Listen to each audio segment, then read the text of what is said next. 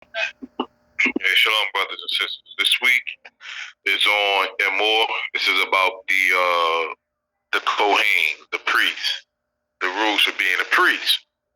Now, as I speak, I tend to give life lessons from the Torah. This week in the Torah portion from Leviticus 21 and more, it says that if you are a dwarf, and it gives other rules that where you cannot be a priest. One of them is if you was born a dwarf, you can't be a priest. Now, with that being the case, I explain this to people. Life isn't fair.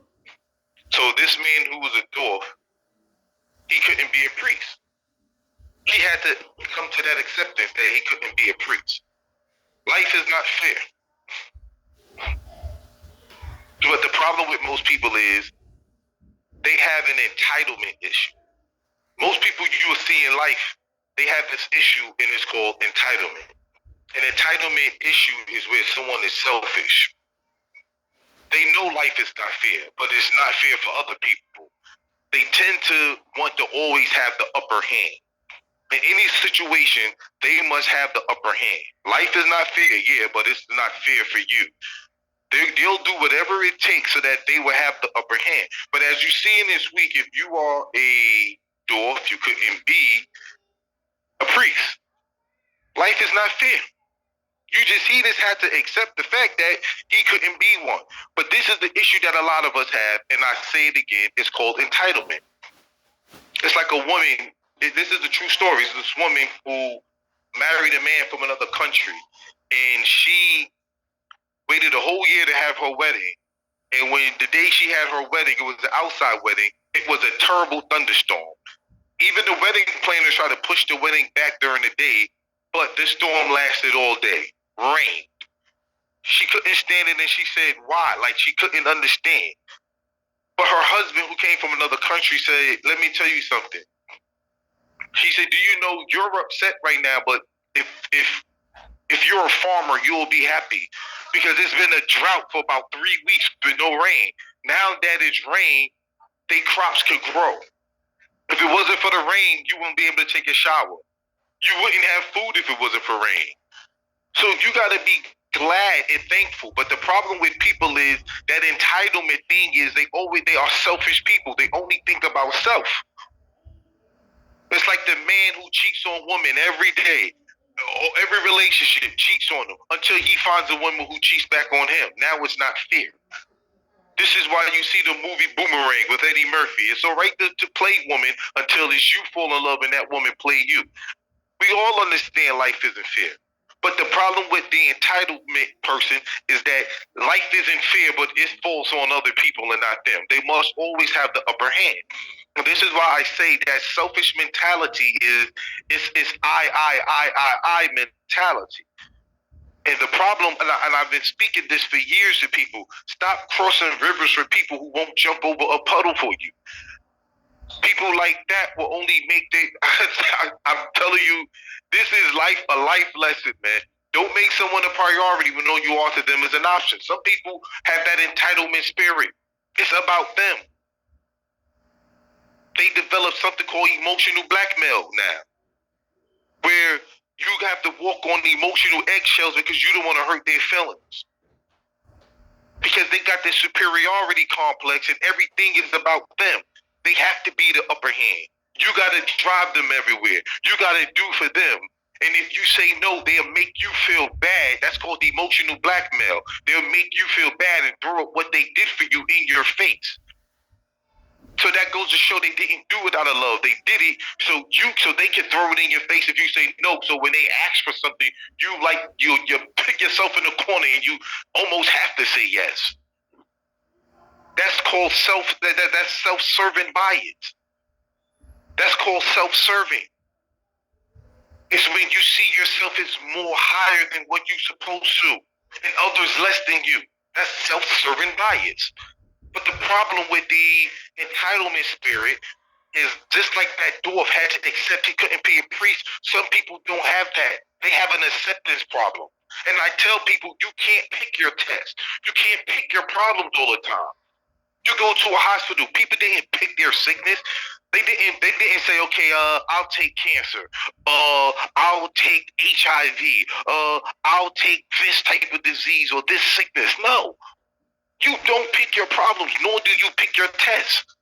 And I tell people this all the time: when the acceptance of something, you have to realize that you can never control what happens to you. The only thing you can control is how it will affect you. When a person get in the car, do you think they're saying, okay, I'm going to drive down the street and I'm going to get into a bad car accident? No, that's life. This is the problem with acceptance. It's hard for people to accept certain things. And any problems they have, it has to be something they can control. But the problem in life is that the entitlement person is selfish. Things are going to happen to you that's going to be out of your control. I speak to Israelite women all the time when I tell them, well, yo, a man can have more than one wife, but you can't have more than one husband. That's what's written in your Torah. Now, some sisters do have an issue with that. The scripture says a woman can't get up there and be teaching and preaching like a man can. Oh, well, that's not fair. Fear is a state of mind. What you consider fair, the next man may consider unfair. And what the next man consider unfair, you may consider it fair. That's life. And I tell people this all the time. There's things that the Torah states that a woman has a child, the baby, she has to be unclean 80 days if it's a female, 40 if it's a male.